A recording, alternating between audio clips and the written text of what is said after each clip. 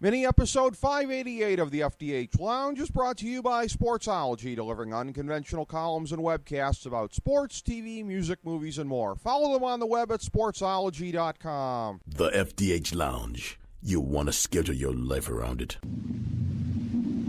A long time ago, on a gloomy, wet Cleveland spring night, two men stand alone amidst the late-night drizzle.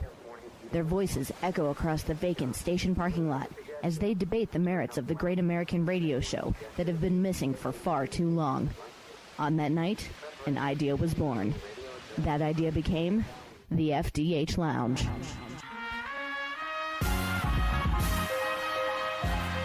Welcome to the FDH Lounge. Welcome, everyone, to mini episode number 588 of the FDH Lounge. This is FDH Managing Partner Rick Morris here.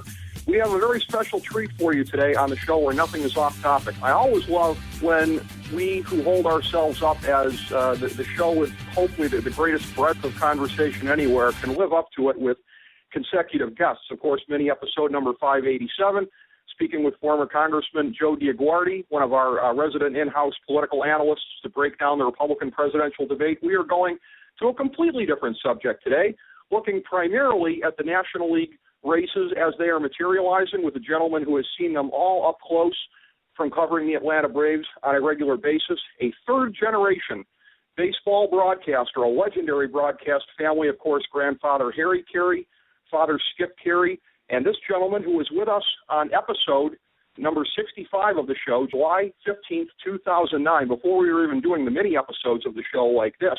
It's a pleasure to be able to welcome him back to the show. He, of course, covers the Atlanta Braves, broadcasting games for Fox Sports South and for Sports South. I speak, of course, of the one and only Chip Caray.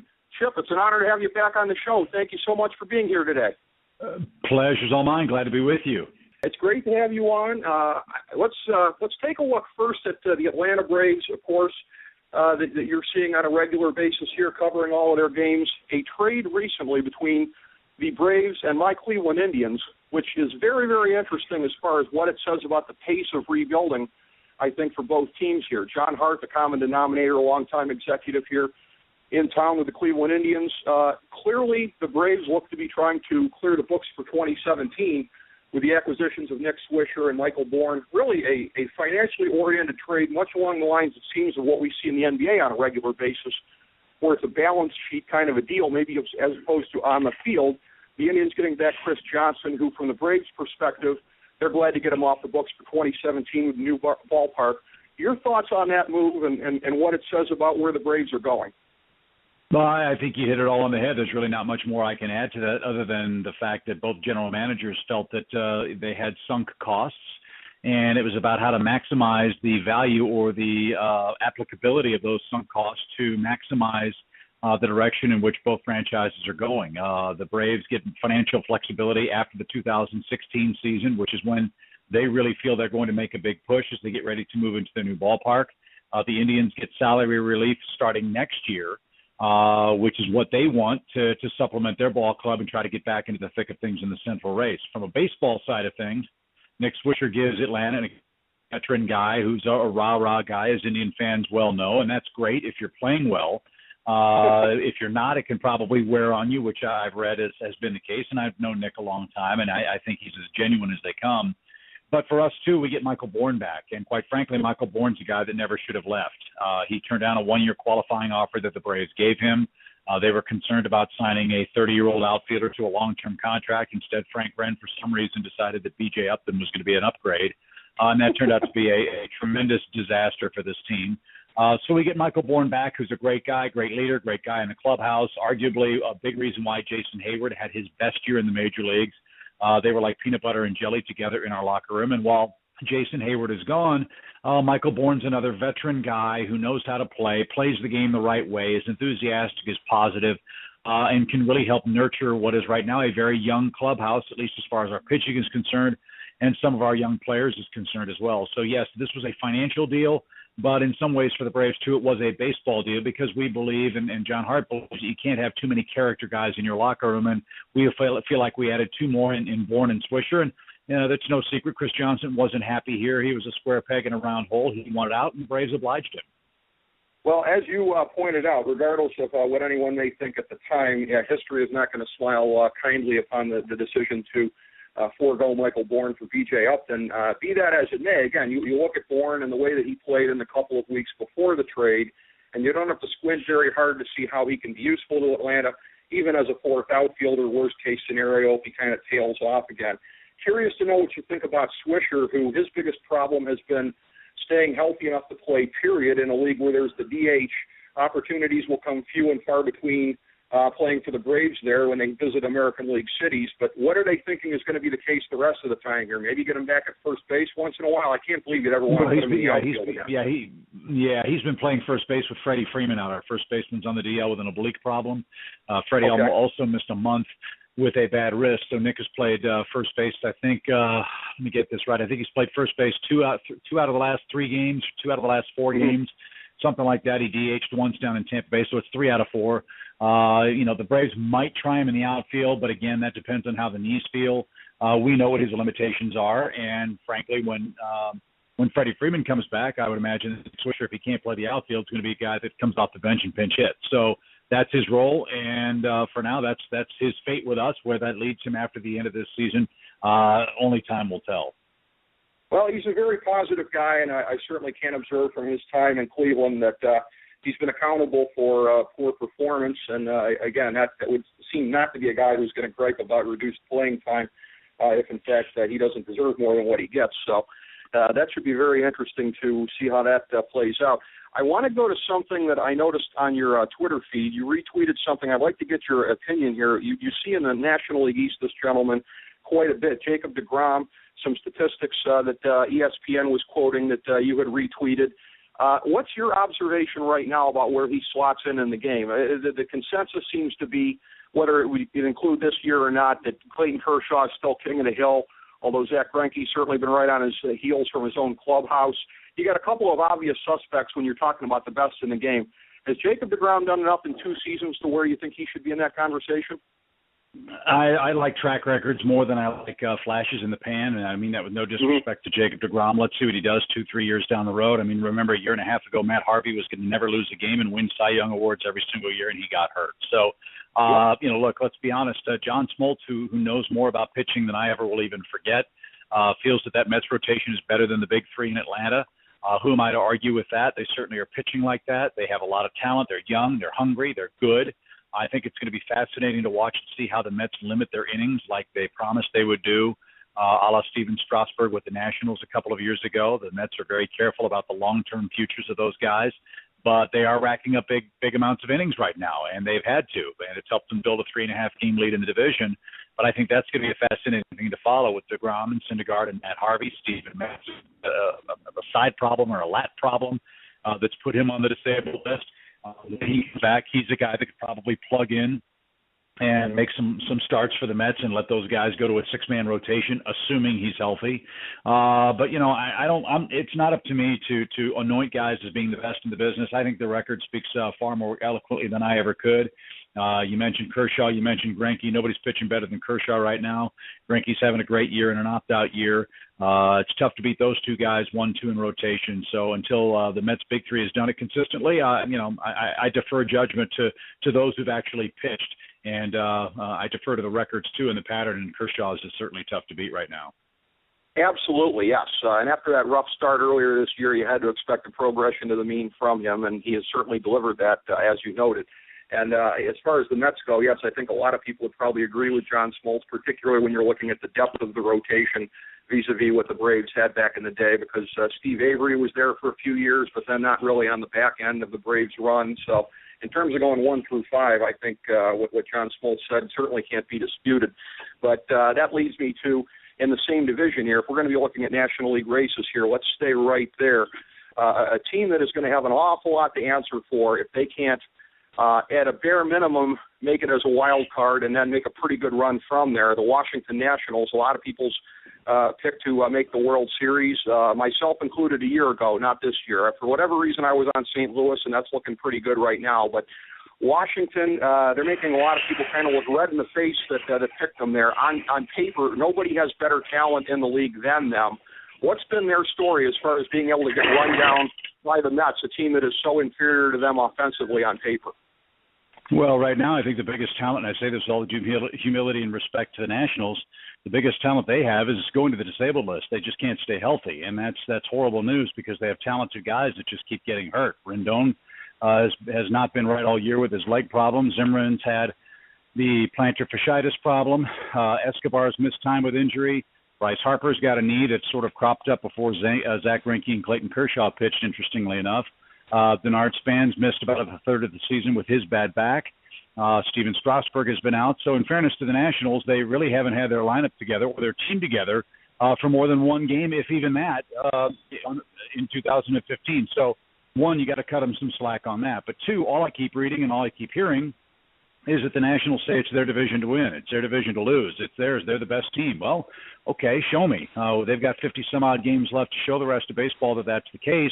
But right now, the Mets are playing better. And quite honestly, I believe that in certain degrees, the Nationals' claim of all the injury woes rings very, very hollow. When you think about what the Mets have dealt with, no David Wright most of the year. Michael Kadire has missed time. No Travis d'Arnaud, who's missed a couple of months with a bad elbow. Zach Wheeler has been gone the entire year for them. Lucas Duda has been up and down in the lineup for them all year. Daniel Murphy has missed time. They really haven't had a great deal of good play at shortstop for themselves all year long. They lost their closer not once but twice to PED suspensions this year.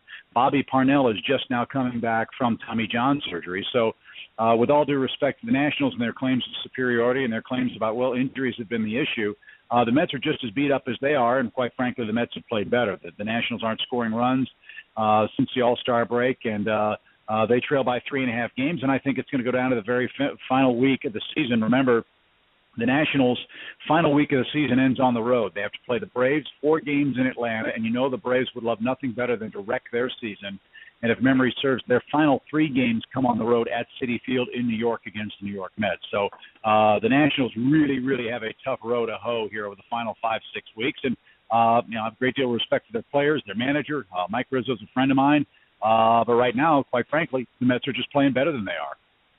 Yes, they are, and I believe what you said is true as far as Washington and the lineup not being intact, maybe even for a game this year when you look at Rendon being down starting at the beginning of the season and what has materialized since then. So it's been quite a run of bad luck for them. At the same time, they've had a story there that really does sort of illustrate the difference between baseball and other sports, doesn't it? That being the emergence of Bryce Harper to a level where, again, a couple of years ago when he was getting mentioned in the same breath as Mike Trout, at that point it was mostly just hype. This is the first year that it's actually materialized as far as being a fair comparison between the two, and yet maybe sort of the equivalent of what Steph Curry did in Golden State.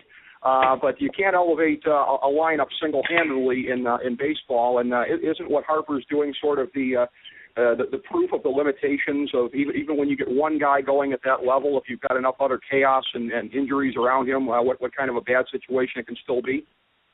Well, he carried him for the first couple of months of the year and was putting up, MVP-type numbers in the first half of the year, and it's tapered off, as you'd expect, since then. Look, I'm a big Bryce Harper fan, as a fan of the game. I love watching the guy play. I think he's enormously talented, and when he does what he does on the field as a fan, I think it's just great to see, even as a Braves fan. What bothers me at times about Bryce Harper is it seems like at times he only plays hard when he wants to play hard, and that's unfortunate.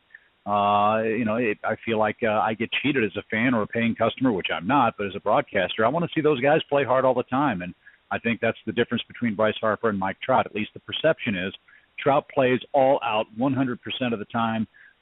For the Angels, sometimes Bryce Harper peels off on a route, doesn't run hard, takes a night off here and there, and whether that's immaturity or not, that's the perception that people have around the league about him, and it's unfortunate. I don't know that it's particularly completely and totally 100% well-founded or based in fact, but when Bryce Harper plays like Bryce Harper's capable of, it is a beautiful thing to watch, and as a fan, I love to see it, even when he does spectacular things against the Braves, and I hope that as he grows up and matures, he understands that if he plays hard every night, I hope he adopts the Joe DiMaggio mantra.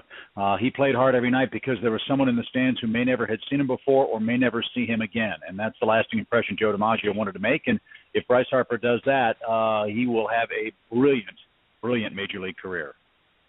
Very well said, and again, there is a real contrast there right now, unfortunately, with Mike Trout in that regard, in that Mike Trout might be rocking the Pete Rose haircut, but he's also rocking the approach to the game as far as going all out every time there. We haven't quite seen that out of Bryce Harper yet. Looking at it right now, it would seem like Washington, well, they certainly would be on the outside looking in vis-a-vis the wild card race.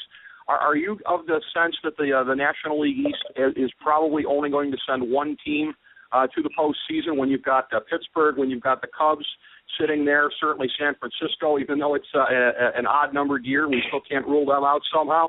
Are you of the sense that the NL East might be limited to one team? It looks that way unless they beat each other up, unless those Central teams just beat the you-know-what out of each other over the final 6 weeks, and somehow somebody tames the Cardinals. The Pirates couldn't do it this past series in St. Louis. Pittsburgh's a really good team, but they're hurt with Harrison out, with Jordy Mercer out. Garrett Cole was human last night. He pretty much has to win every time out if the Pirates are going to put together a long run with those two key injuries. The Cardinals are amazing. Their young pitching is outstanding. They make the right moves seemingly every year to get what they need to get. Matt Carpenter moving to the leadoff spot has really improved their lineup. The Cardinals are a terrific team, and everybody knew the Cubs' young talent was very good and on the come, and I think the Cubs in this way are a great template for what the Braves are trying to accomplish. The Braves have stockpiled their system with pitching. The Cubs have stockpiled their system with hitters. And I think that's there might be a natural trade partnership there in this offseason for both of these franchises to try to get a little of what each other has to strengthen their ball clubs. But I said earlier in the season that I felt that the Cubs, after the All-Star break, once 70, 80, 90 games were under the belts of some of these kids, that they would start to take off if they were for real, and they've done that. They've rattled off 12 out of 13, something crazy like that. Obviously, they can't gain any ground on the Cardinals in the division, but they're gaining ground in the wild card race. And those young guys are playing confidently. They've got good pitching. They've got a good bullpen. Their manager thinks outside the box. And with all, again, respect to the young players, they don't know any better. They just go out and play. And having worked in Chicago with the Cubs and knowing what a playoff race is like in Chicago, there is a lot of energy that young and old players alike can feed off of. And, it would not surprise me to see the Cubs in that hunt in the National League all the way down to the bitter end. And we head to Chicago here in about a week and a half, looking forward to see the Cubs and the new ballpark and the newness of the ballpark at Wrigley Field, I should say, and how those kids play before their home crowd. They didn't play real well in Atlanta, but the Cubs are for real. They're going to be good, and they're building a monster on Chicago's north side. So the rest of the division would best be on its toes in the National League Central. Absolutely. It's been an incredible run that they've had this year. And, again, I think baseball fans everywhere can kind of think wistfully of how much your grandfather would enjoy calling a year like this for them, the way that they've been going. And you mentioned about how the minor leagues, how they've been stockpiling on hitting, and yet they've had just enough on the pitching end as well here, too. Arrieta looking like an elite guy at times here. Jason Hamill, I say this as a grateful fantasy owner, having a career year there somehow or another. So, it's an interesting balance that they have. And, again, how much do you attribute Joe Maddon being there to part of the equation? Obviously, they didn't have nearly the amount of talent in previous years. They had made some strong moves in the offseason to upgrade the major league talent as well as promoting guys. But in terms of being a difference maker, with all the talk in the game the last couple of years about the strategic moves of him, everything Bruce Bochy has done, in San Francisco, how much of it do you lay at Maddon's feet? That's a guy that I know a lot of people, including one of our in-house analysts, Steve Callis, is labeled as the best manager in the game.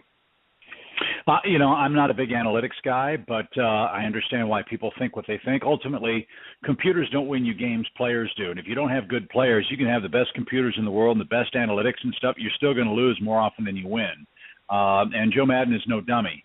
As I said, he was smart enough to know that the situation in Tampa was not going to be as good as the situation in Chicago, and he had the contractual right to opt out of his deal and go to Wrigley Field in Chicago, where the Cubs have passionate ballpark, great fans, sellouts every night, big TV contracts, all the money in the world to go out and do what they want to do. To the Cubs' credit, this transition, the fruits of it are being borne out now. You must recall 4 or 5 years ago, the Cubs were awful.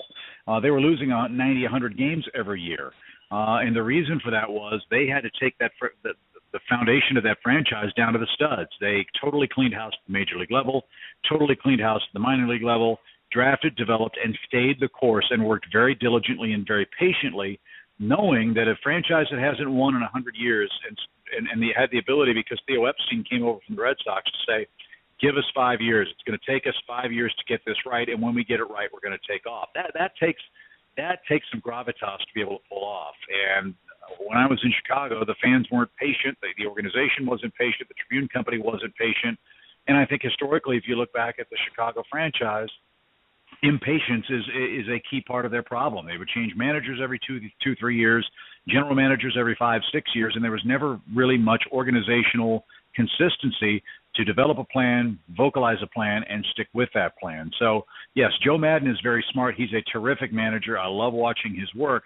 He also knows that he's got a lot of talent there, and smart guys go where the talent is. You don't see many guys go manage rebuilding teams at this stages in their careers. Joe Maddon has been there, done that with the Rays. I think the Cubs were a perfect place for him to land, and a chance for him to try out his philosophies on a very big stage with a very, very big, bright microscope on him and his ball club. And so far, they're coming through with flying colors. Absolutely. And everything that you're saying about organizational patience and staying with a plan, the same observation could be said of my Cleveland Browns since 1999, or my Cleveland Indians prior to the Hank Peters, John Hart era, when they finally committed to something and built with it. But you know what, though, that's really a product of our society now. It really is. And we are the Twitter, Facebook, Instagram, instant information, 24-hour news cycle society. People don't want to sit back and evaluate and wait patiently for the plan to be implemented. If the plan doesn't work in a year and a half, well, automatically the manager stinks, the first baseman sucks, get him out of there, fire the general manager, bring in somebody new who can win right away, because fans want to follow a winner. I get that. But that's not realistic. It's like having a baby and asking your newborn baby to be diaper trained in 3 weeks instead of 9-10 months. I mean, that's just not how life operates. And I think that those of us who follow the game have an immense sense of frustration when we, again, see a plan, understand the plan, and in midstream see that plan uprooted and changed because of the blowing winds of public opinion. It takes some organizational courage to have patience, as Clint Hurdle has said. It takes organizational smarts to be able to develop a plan that's rational. It takes a lot of money to stick with that plan and know that you're going to go through some lean years. In the case of the Braves, we're going through one now. But it is part of a process, and if you reward the process by letting it develop, then you can see at the end of 2 or 3 years where you are. Then you can make adjustments on the fly. But for a lot of years in Chicago and a lot of other places, the wheels came off the wagon the first time they hit a speed bump, and that never works. And I think that's borne out by, again, as I said, the last Cubs championship in 1908. Well said, and there was at least a little bit of fan impatience in Chicago coming into this season. I bet those folks are red-faced right about now looking at the year that the Cubs have had. I want to ask you referenced Clint Hurdle there, and in an earlier breath about analytics. Certainly the Pirates have been one of the teams that have really embraced it and done very well with it. But as you mentioned earlier, again, failing to make up the kind of ground on St. Louis to seriously challenge for the division, it looks as things stand now, their best-case scenario is going to be another play-in game. And I can tell you, with my best friend being a Pirates fan, what kind of frustration there is in the fan base. This flip of the coin wild card game. The Pirates will be they'll be the poster child for that, with 3 years of playing in that game there. That might be the perception out in the fan base of here we go again. Is there a lot of danger of that seeping into the clubhouse, facing a scenario like that, lose and go home? No, I can't speak to what's going on in the Pirates clubhouse because I'm not there. Sure. I would say to the fans that feel that way, or the players who feel that way, well, consider the alternative. Do you want to play a one-game playoff for a chance to go on, or do you want to sit home and watch somebody else play it? I mean, that's pretty simple. At the end of the day, get in. Most of at least in recent history, the teams that have gone in as the wild card representative have gone on to win the World Series. So if you can get in, you take your chances. And if I'm the Pirates and I've got Cole or I've got Liriano available for that one-game playoff, I feel pretty good about my chances of having a good shot to winning the game. But ultimately, you got to get there, and the alternative isn't so good because that means spring training in Bradenton in mid-February for pitchers and catchers.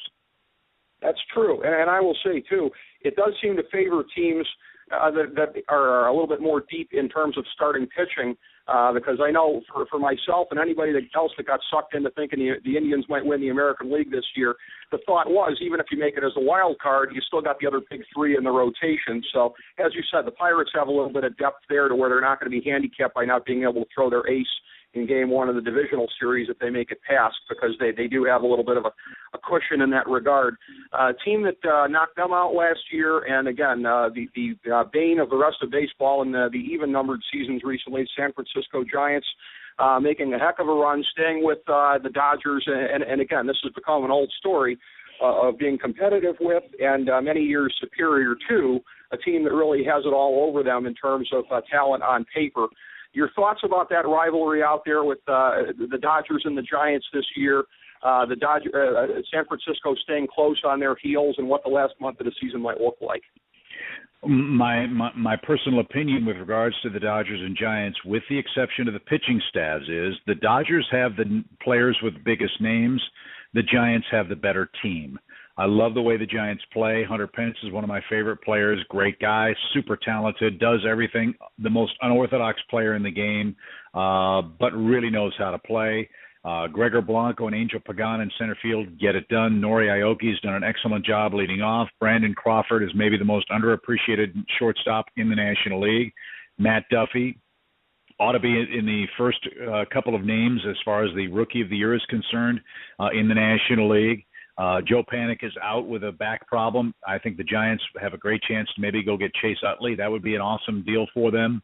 Brandon Belt is a guy that the Braves tried to draft and sign, couldn't. He's hitting the ball out of the ballpark, and the best catcher in the game is Buster Posey. So from a position player standpoint, the Giants are an outstanding team. They just don't score enough at home because their ballpark isn't conducive to the way that they like to hit.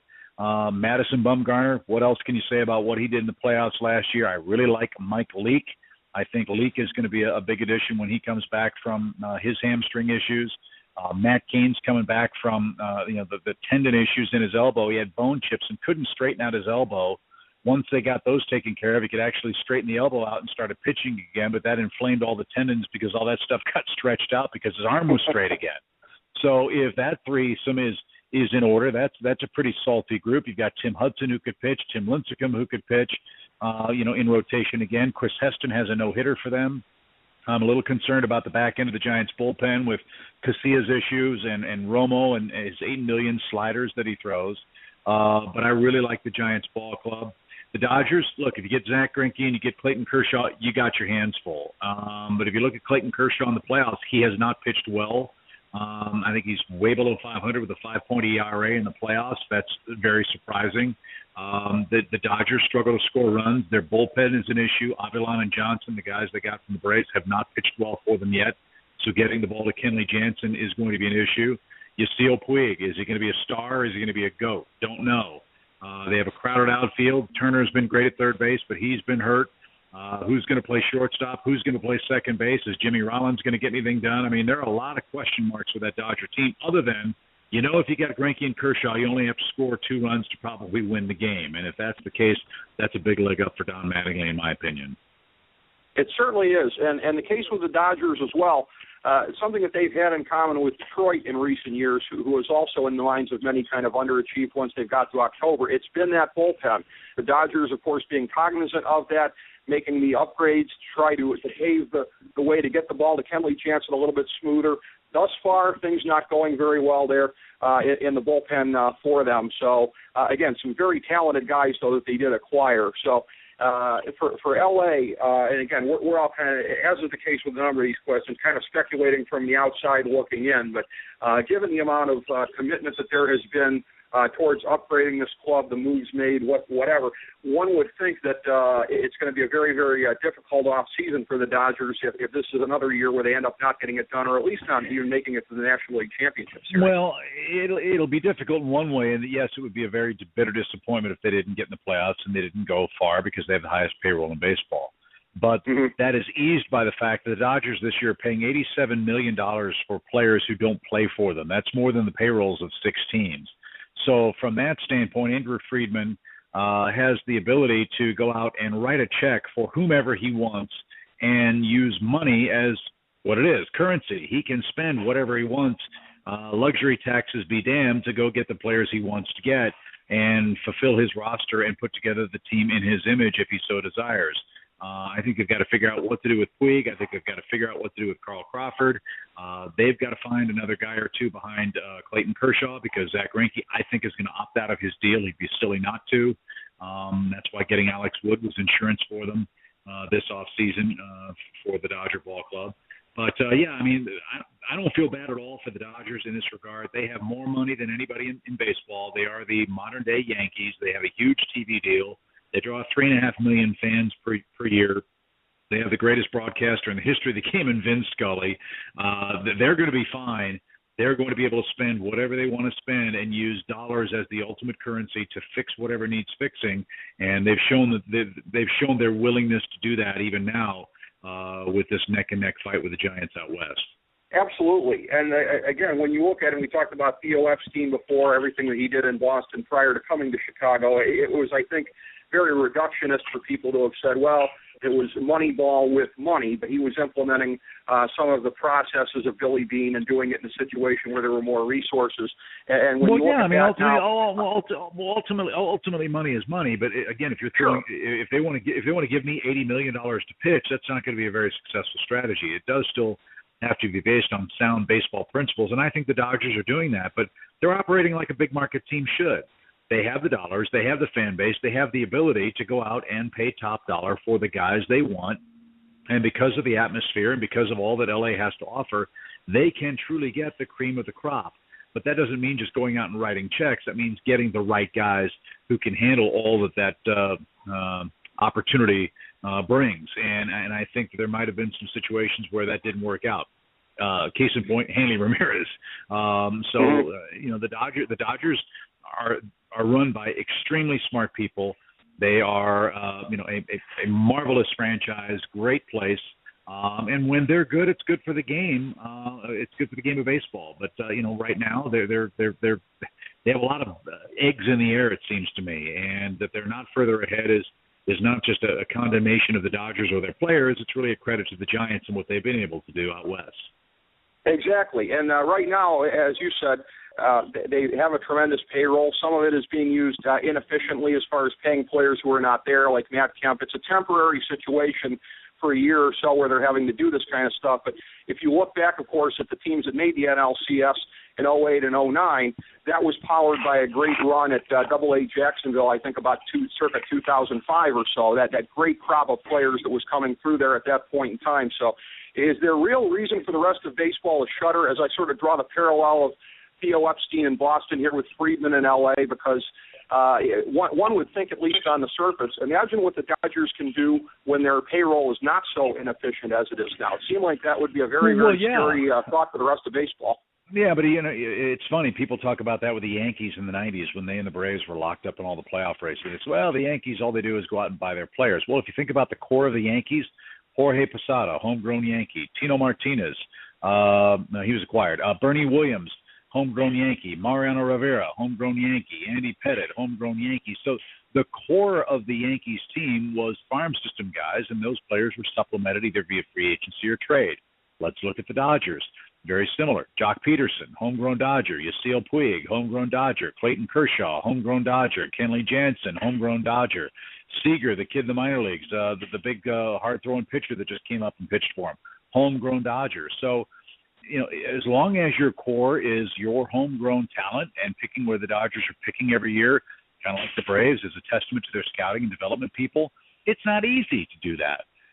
They've drafted and developed very, very well, and the players that they don't think can fit in with them, they've used to trade away to get what they wanted, a.k.a. Hector Olivera, who was traded to the Braves for Alex Wood and Jim Johnson and Luis Avilan. That's what farm systems do, but you have to have talent. The homegrown talent is what drives all of it, irrespective of how much money your franchise has or can spend. And for years, the Dodgers have been one of the best in baseball, and probably still are, at drafting and developing and signing players in the U.S. and internationally and getting them to the major leagues. And that's a huge, huge benefit, a huge tip of the cap. And you're right, when they weed out some of these bigger term contracts that they took on when they went for it, the Dodgers truly will be a monster out in the National League West. That will be a very, very frightening prospect. And, yeah, you talk about the homegrown guys that went through there. And I go back to, again, 2009 when they made that run in the playoffs, and having Tommy Lasorda on the show just prior to that, and asking him the question, do you think that he's going to have a run like Josh Beckett in 2003 for you guys to win the whole thing? And I was delighted when he didn't take the politically correct answer of, we can't put that much pressure on a kid. And he said, well, that's what we're going to need from him. And that was basically, I think he was right in that regard. Yeah, when you check the price tags of these guys, if you're being paid like a number one, pitch like a number one, and Clayton Kershaw is pitching like a number one. Zach Greinke is pitching like a number one. It's number 3 and 4, and pitcher, 6th inning, 7th inning, 8th inning guy that I think the Dodgers have to figure out. But as I said, Don Mattingly's a smart guy. Rick Honeycutt's a smart guy. They'll figure it out, and it would not surprise me at all to see the Dodgers involved very, very seriously in the National League postseason race. Yes, I think we're all looking for that, and it's going to be very, very incredible to watch, especially, again, with the stakes involved, with the expectations mounting over the course of the last couple of seasons. One of the most intriguing stories to watch as we go into September and then subsequently October as well. But, again, as anticipated, and certainly as was the case last time around, Chip, a tremendous conversation. I want to thank you so much for being on. It's always great to get the very talented, multi-generational broadcasters on here, like five-time Lounge guest Kenny Albert. It's always a pleasure to talk to you guys who have it in your blood and understand the games so well. Tremendous insights. Love to do it again with you. Thank you so much for being on with us today. Pleasure's mine. We'll enjoy the last 6-7 weeks of the season, and we'll talk soon. Thanks so much. Excellent. Thank you very much, Chip. Thank you for being on with us today, and thank you, everybody, for joining us to listen to mini episode number 588 of the FDH Lounge. As we bring the show to a close, we would like to extend our deepest gratitude to NBC, CBS, ABC, Fox, all Clear Channel affiliates, TNT, TBS, USA, UPN, Deadspin.com, YouTube.com, YTMND.com, MySpace.com, various blogs, Fox News, CNN, CNBC, MSNBC, IamBoard.com, Billboard.com, Google.com, ESPN, ESPN2, ESPN News, ESPN Classic, NBA TV, NFL Network, Sports Time Ohio, Athlon Magazine, Comedy Central, Cartoon Network, The Boomerang Channel, QVC, BET, The Spice Channel, Steno Notebooks, Manwich, Papermate Office Supplies, waitresses, strippers, bartenders, garbage men, janitors, microwave popcorn, the writers of The Office, Scrubs, Entourage, My Name is Earl, Oz, Metalocalypse and the Boondocks, Aquafina, and the Periodic Table of Elements.